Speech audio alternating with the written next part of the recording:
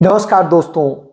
Bharatiya Janata party, Narendra Modi और अमित शाह का gang अब संकट में फंस चुका है। वो संकट में इसलिए फंस चुका है क्योंकि जितना ज्यादा वो राहुल गांधी को, जो कि नेता प्रतिपक्ष है, उनको फंसाने की कोशिश करता है, उतना ही उसके संकट बढ़ जाते हैं। ये संकट बढ़ने की वजह बिल्कुल साफ है। पहली बार भारत के इतिहास में नेता प्रतिपक्ष पर 26 से अधिक मुकदमे दर्ज हो चुके हैं और इतने मुकदमे आज तक कभी किसी के नहीं रहे। और सबसे बड़ी बात है, ये 26 के 26 मुकदमे सभी भारतीय जनता पार्टी और आरएसएस के लोगों ने दर्ज कराए।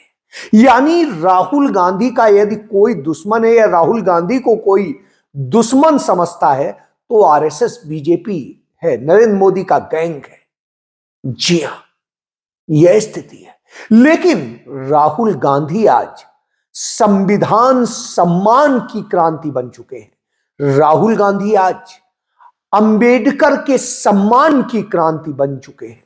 राहुल गांधी आज मनुस्मृति के सबसे बड़े आलोचक के रूप में तैयार हो चुके हैं, दिख रहे हैं।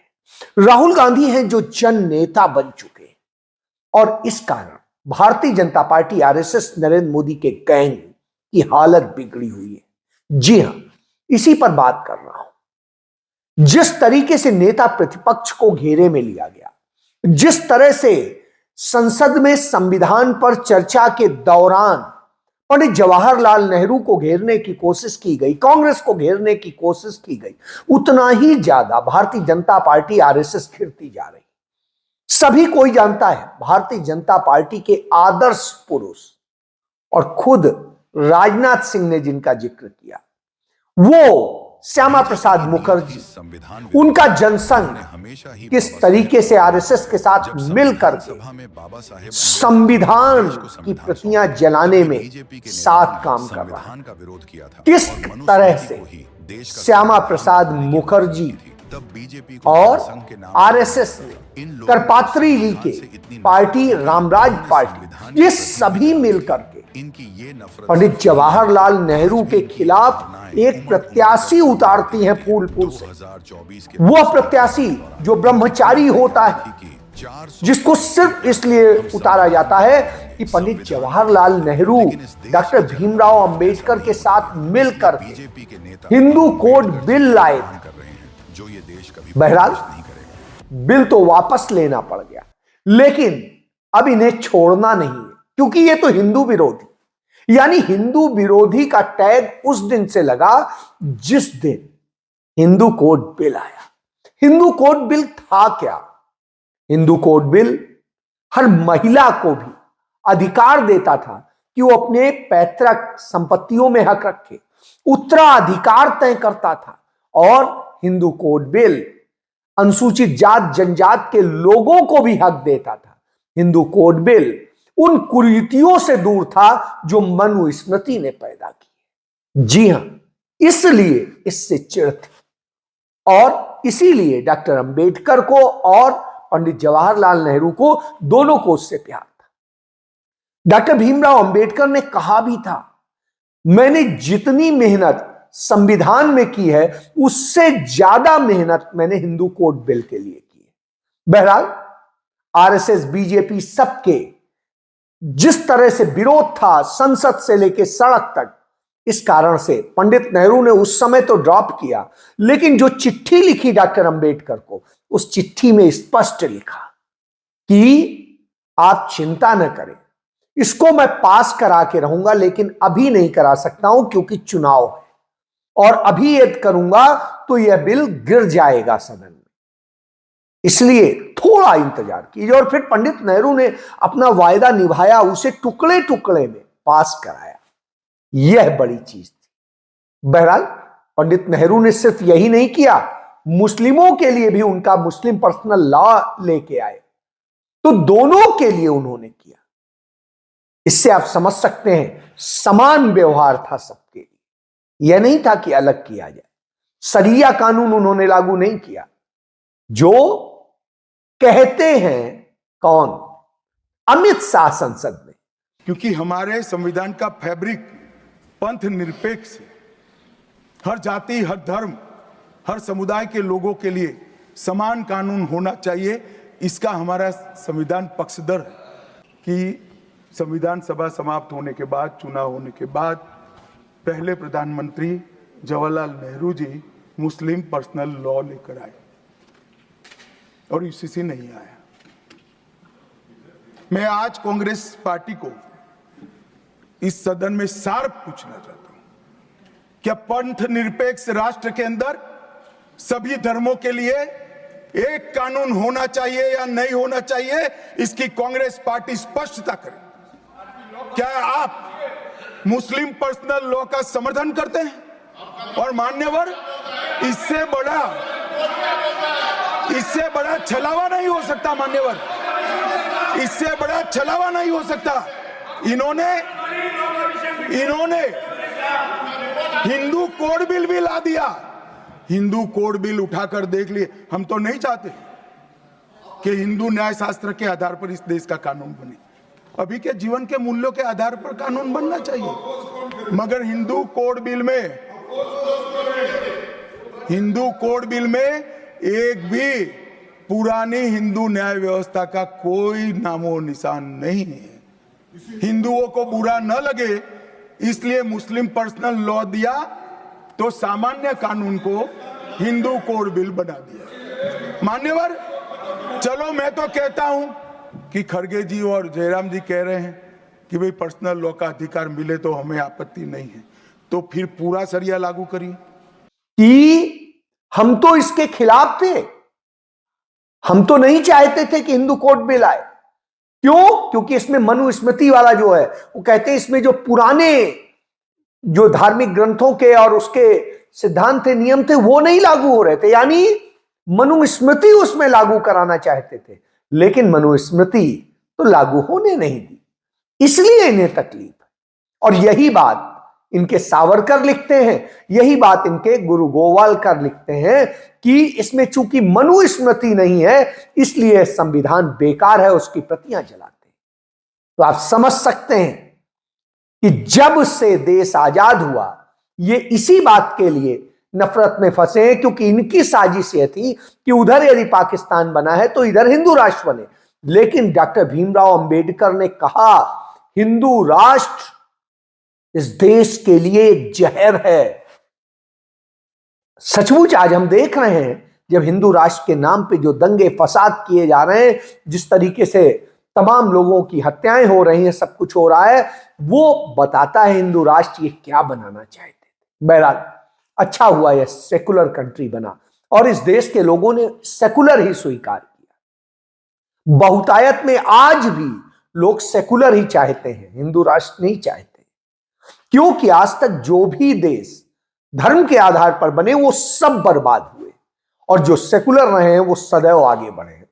उदाहरण हमारे बगल में पाकिस्तान का भी है और तमाम सारे दूसरे कंट्रीज का, इससे समझ लीजिए। बहरहाल यह तो हुई एक बात।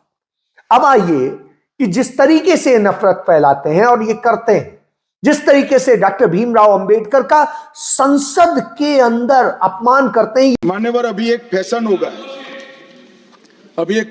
है अंबेडकर अंबेडकर अंबेडकर अंबेडकर अंबेडकर अंबेडकर। इतना नाम अगर भगवान का लेते हैं तो 7 जन्मों तक स्वर्ग मिल जाता है। अच्छी बात है कि वही वक्त है कि जैसे डॉक्टर भीमराव अंबेडकर को जब पंडित नेहरू ने कानून मंत्री बनाया था, संविधान सभा की प्रारूप समिति का अध्यक्ष बनाया था, तब उनसे लोग, यही मनुवाद वाले लोग उनसे नफरत करते थे। उनसे ज्यादा नफरत थी हिंदू कोड बिल की अपेक्षा, उनसे ज्यादा नफरत थी संविधान की अपेक्षा। तो यह कारण है और वही अमित शाह की बातों में दिख गया। बहरहाल राहुल गांधी ने इसी को लेकर के कि मनुस्मृति से यह देश नहीं चलेगा, इस संविधान से चलेगा, और यह कहते हुए कि डॉक्टर अंबेडकर का ना तो अपमान होने दूंगा ना संविधान का, और इस लड़ाई को उन्होंने आगे बढ़ा दिया। और इससे यह साबित हो जाता है कि यदि भारतीय जनता पार्टी जो कहती थी, उनके नेता कहते थे कि 400 पार होने दीजिए, हम संविधान बदल देंगे, साबित होता है कि वो बदल देते। बहरहाल अब राहुल गांधी ने लड़ाई बड़ी कर दी है, उन्होंने इसे क्रांति में तब्दील कर दिया है। आज पूरे देश में तमाम राज्य मुख्यालयों में और भारतीय जनता पार्टी के खिलाफ, अमित शाह, नरेंद्र मोदी की सरकार के खिलाफ हर जगह प्रदर्शन हुआ, हर जगह इसका विरोध हुआ कि डॉक्टर भीमराव अंबेडकर का संविधान का जो भी विरोध करेगा, जो भी उसका अपमान करेगा, वह बर्दाश्त नहीं होगा। और हर जगह जिस तरीके से कांग्रेस पार्टी की हर विंग ने, चाहे महिला विंग हो, चाहे युवा हो, चाहे मेन शाखा हो, सब ने मिलकर के, देश भर में दलित शाखा हो, सब ने मिलकर के विरोध किया। यानी सब पहली बार यह देखने को मिल रहा है कि कांग्रेस पार्टी डॉक्टर भीमराव अंबेडकर के लिए, संविधान के लिए सड़कों पर भी लड़ रही है और संसद में भी लड़ रही है। हालांकि संसद में साजिश रची गई राहुल गांधी के खिलाफ। जैसा मैंने पहले बताया कि पहला नेता है प्रतिपक्ष का जिसके खिलाफ इस तरह साजिश रची गई, और साजिश रच के मारपीट कराने की एक कोशिश की गई, और यह इसलिए धक्का मुक्की कराई गई और एफआईआर दर्ज कराई गई कि जिसके बूते बहाना लेकर के संसद परिसर में तमाम प्रदर्शनों को रोक दिया जाए। यह एक साजिश थी, वो साजिश। बहरहाल ऐसी साजिशें होती रही। राहुल गांधी ने जब आए मोहाली और उसके बाद में एक समारोह के दौरान मिलना हुआ तो उनसे हमने बात करी, तो उन्होंने बड़ा स्पष्ट कहा कि हम डरने वाले नहीं। 26 एफआईआर कोई बात नहीं, 26 और कर ले, हम उसका भी इंतजार करेंगे और यह लड़ाई रुकेगी नहीं और यह लड़ाई आगे बढ़ेगी। जैसे ही राहुल गांधी ने यह कहा, कांग्रेस पार्टी ने इसकी पूरी प्लानिंग कर ली। कांग्रेस पार्टी जो कि एक आंदोलन से उपजी हुई पार्टी है, जिसका इतिहास कई आंदोलनों का इतिहास है इस देश में, आजादी से पहले भी, आजादी के बाद भी, सरकार में रहकर भी। अगर नेशनलाइजेशन ऑफ बैंक्स, मैं उसको एक आंदोलन मानता हूं, एबोलिशन ऑफ प्रीवी पर्सेस ये आंदोलन था, तो आंदोलन का सिलसिला सरकार में हम हों या न हों वो चलता रहता है। इसी सिलसिले को आगे बढ़ाते हुए आने वाले कुछ दिनों में, मैं बेलगावी की तरफ जाऊं उससे पहले इस पर थोड़ी चर्चा कर लेते हैं कि आने वाले कुछ दिनों में हमने कुछ कार्यक्रम आज मैं आपके सामने वो घोषित करना चाहता हूं।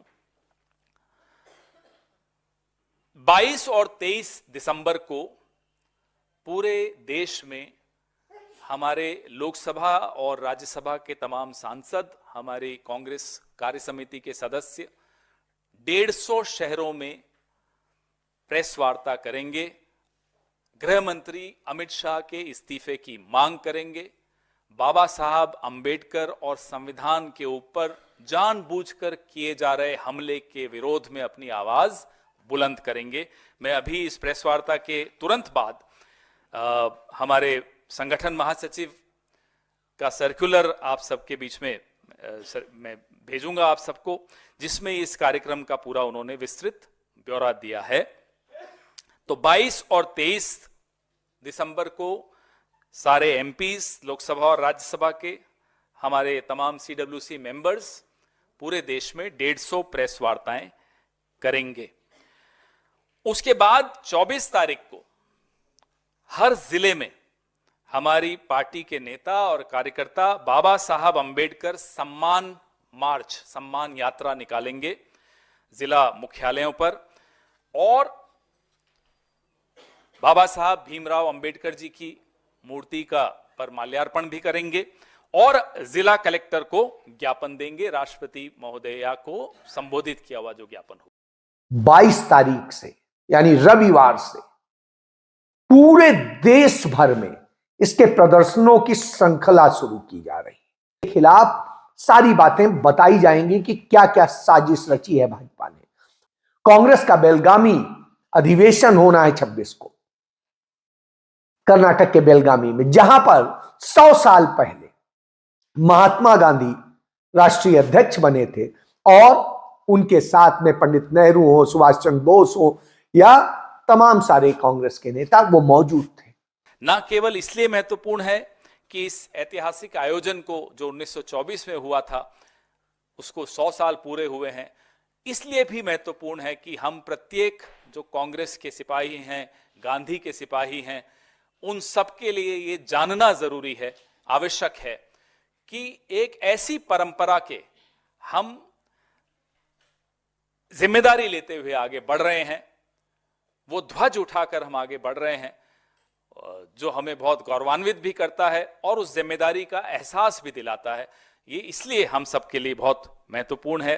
1924 के इस अधिवेशन में महात्मा गांधी के साथ राजेंद्र प्रसाद जी थे, पंडित जवाहरलाल नेहरू जी थे, सरदार पटेल जी थे, सरोजनी नायडू जी थी और सुभाष चंद्र बोस जी थे। दिग्गज नेता हमारे सब इस अधिवेशन में थे और तब से लेकर अब तक, महात्मा गांधी से लेकर और आज हमारे मल्लिकार्जुन खड़गे साहब तक, जिस तरह से कांग्रेस पार्टी ने हमेशा संघर्ष का रास्ता चुना, समझौते का रास्ता नहीं चुना और संघर्ष के रास्ते पर चलते हुए ही इस देश की यात्रा ने बहुत महत्वपूर्ण मंजिलें हासिल की, वो आपके सामने है। अब संघर्ष बहुत बढ़ गए हैं और हम तैयार हैं उन संघर्षों के लिए। बेलगांव अधिवेशन की शताब्दी समारोह में एक चीज बड़ी महत्वपूर्ण थी कि गांधी जी के लिए एक 300 रुपए की कुटिया बनाई गई थी। कांग्रेस पार्टी ने कहा कि आप यहीं ठहरेंगे। गांधी जी ने उस कुटिया में ठहरने से भी इनकार कर दिया। वो सादगी का जीवन, उन्होंने एकदम साधारण एक झोपड़ी में रहे, बोला इस कुटिया में मैं नहीं रहूंगा। वो 300 रुपए की कुटिया इतिहास में दर्ज है। आज का जो हमारा जो निजाम है, जो सत्ताधीश लोग बैठे हैं, सूट बूट वाले, जिनको राहुल जी सूट बूट की सरकार कहते हैं, उनको शायद उनको भी प्रेरणा लेनी चाहिए कि किस तरह के लोगों ने, who were our founding fathers, what was their contribution, what was their sacrifice, how was their mentality, how did they think, ये सब हमारे आज के प्रधानमंत्री और गृह मंत्री और इन सबको भी समझना चाहिए। उसके लिए पूरी भूमिका तैयार कर दी गई है कि अब लड़ाई जंग का ऐलान हो गया है संविधान के लिए, डॉक्टर अंबेडकर के लिए। अब भले ही डॉक्टर अंबेडकर कांग्रेस के सदस्य नहीं थे, लेकिन पंडित जवाहरलाल नेहरू के परम मित्र भी थे। कुछ वैचारिक मतभेद हो सकते हैं, लेकिन दोनों एक दूसरे का बहुत सम्मान करते थे। और जैसा भाजपा के लोग झूठ बोलते हैं, उसका नतीजा आप देखिए कि डॉक्टर भीमराव अंबेडकर ने जो इस्तीफा दिया था उसमें स्पष्ट लिखा था कि वो इस्तीफा पंडित नेहरू के कारण नहीं दे रहे हैं। पंडित नेहरू प्रधानमंत्री थे तो निश्चित रूप से प्रधानमंत्री को इस्तीफा भेजा जाएगा। तो वो इस्तीफे में लिखते हैं कि हम इस्तीफा इसलिए दे रहे हैं क्योंकि हिंदू कोड बिल नहीं पास होने पाया, और यह नहीं पास होने दिया उन ब्राह्मणवादी ताकतों ने, उन मनुवादियों ने। तो इस मनुवाद के खिलाफ उन्होंने दिया था और उन्होंने आरएसएस, बीजेपी, जनसंघ और रामराज पार्टी की साजिश का, जो तथाकथित हिंदूवादी ये संगठन है, इनकी साजिश का खुलासा किया था। यही वजह है कि जब आरटीआई में मांगा गया कि डॉक्टर भीमराव अंबेडकर के इस्तीफे की प्रति दीजिए, तो सरकार कह रही है, गृह मंत्रालय कह रहा है, पीएमओ कह रहा है और राष्ट्रपति सचिवालय कह रहा है कि उनकी इस्तीफे की प्रति गायब है। यानी जो चीज मोदी को भाती नहीं है वो गायब हो जाती है। मोदी की शिक्षा के जब डॉक्यूमेंट्स मांगे जाएंगे तो गायब हो जाएंगे, मोदी का कुछ और मांगा जाएगा तो गायब हो जाएंगे। जब कभी भी कोई भी ऐसी चीज मांगी जाएगी तो गायब हो जाएगी। सुभाष चंद्र बोस के जो मरने को लेकर के तमाम कहानियां जो ये गढ़ते थे और तमाम साजिशें बताते थे, जब उसकी फाइल मांगी जाएगी तो गायब हो जाएगी। जब इनसे मांगी जाएगी कि आप बताओ तमाम सारी चीजों के उनके दस्तावेज दो, जिनमें सन 77 के पहले, जब 75 में श्रीमती इंदिरा गांधी ने इमरजेंसी लगाई थी, तो कौन कौन नेता हैं जिनके खिलाफ आया था, वो सीआईए के लिए काम कर रहे हैं, तो वह भी नहीं बताएंगे। तो इस तरह से सीआईए एजेंट का नहीं बताएंगे, तमाम चीजों का नहीं बताएंगे। यही तो साजिश, यही साजिश रचते हैं। और साजिश यहीं तक नहीं, साजिश चुनाव में भी रची जाती। और उसका भी एक खुलासा हो गया कि महमूद प्राचा, जिन्होंने चुनाव में गड़बड़ी, चाहे हरियाणा के हो चाहे महाराष्ट्र के हो, इन सब चुनाव में गड़बड़ी को लेकर दस्तावेज मांगे थे, उसको लेकर पंजाब हरियाणा हाईकोर्ट ने आदेश दिया था कि वो सारे कागज सार्वजनिक करके उन्हें दिए जाए। लेकिन तत्काल उस पारदर्शिता से, उस सच्चाई से डरते हैं, कागज नहीं देना पड़े, न दिखाना पड़े। लेकिन आपसे कहेंगे कागज दिखाओ, आपको एनआरसी और सब करने के नाम पर ये करेंगे कि कागज दिखाओ, लेकिन खुद कागज नहीं दिखाएंगे। तो नतीजा क्या हुआ? इतना डरते हैं। उस साजिश को समझिए कि साजिश यह हुई कि उन्होंने वो दस्तावेज तो नहीं दिए, कांग्रेस पार्टी ने फीस जमा करी और महाराष्ट्र की, और उसने कहा ये दस्तावेज दीजिए, नहीं दिए। और अब नरेंद्र मोदी सरकार ने मिल करके चुनाव आयोग नियम बदल दिए और कहा अब ये दस्तावेज नहीं दिए जा सकते हैं। तो इससे आप समझिए राष्ट्रपति ने उसकी अधिसूचना भी जारी करवा दी। यानी ये सारे लोग लोकतंत्र की हत्या, क्यों? क्योंकि सारी गड़बड़ियां हैं, इसलिए दस्तावेज देने से डर रहे हैं, नहीं तो किस बात का डर था? इससे आप समझिए ये साजिशों का दौर है। और साजिशें यहीं तक नहीं होती है, साजिश यहां भी खुलासा होता है कि जो अडानी की जब बात उठती कि अडानी ने कैसे नरेंद्र मोदी के साथ मिलकर इस देश को लूटा है, इस देश के युवाओं के रोजगार छीने हैं, इस देश को महंगाई में ढकेला है, इस देश के तमाम संपत्तियों पे कब्जा किया है, धन संपदा और बैंकों को कंगाल किया है, और हम सबको टैक्स टेरर में ढकेल दिया है, जीएसटी और दूसरे टैक्सेस बढ़ते जा रहे हैं, इसकी वजह अडानी है। तो जॉर्ज सोरोस को लेके आ जाते हैं। लेकिन जब कांग्रेस इसका खुलासा कर देती है कि जॉर्ज सोरोस को तो भारत लेके आए थे अटल बिहारी वाजपेयी, और उन्हें सारा धंधा 2014 जून में दिया नरेंद्र मोदी ने, और उनका धंधा भारत में संभालते हैं भारतीय जनता पार्टी के लोग जो उसके प्रमुख हैं, और नरेंद्र मोदी सबसे ज्यादा उसे फंड देते हैं।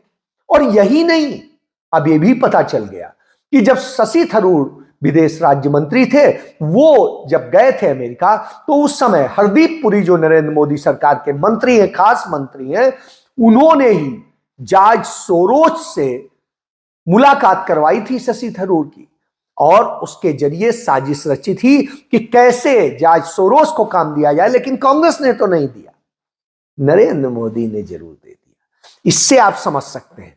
तो राहुल गांधी ने अब चारों तरफ से नरेंद्र मोदी को ऐसा चक्रव्यूह में फंसाया है कि अब वो परेशान है एफआईआर दर्ज करा के भी कि राहुल गांधी को गिरफ्तार कैसे करें। क्योंकि राहुल गांधी और पूरी कांग्रेस कह रही है कोई बात नहीं, यदि अपराध किया है सीसीटीवी फुटेज सामने ले आइए, सबका दूध का दूध पानी का पानी हो जाएगा। तो हिम्मत नहीं पड़ रही, यह है सच।